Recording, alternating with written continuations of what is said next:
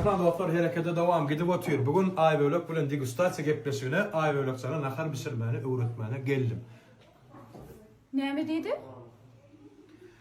Bile nahar pişirmeni geldik. Ekran dostlar Aybölek bilen degustasiya gepleşigine bile nahar pişirmeni geldik. Onu backstage gidip oturuyor.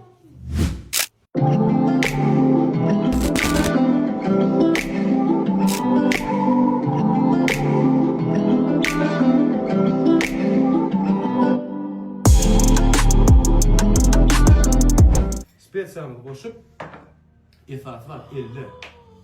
Yerlal etmedim abi.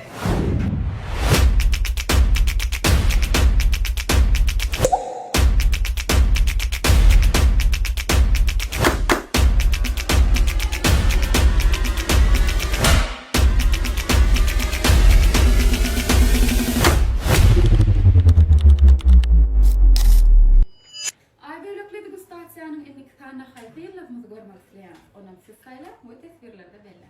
Harekete devam gidip oturuyor.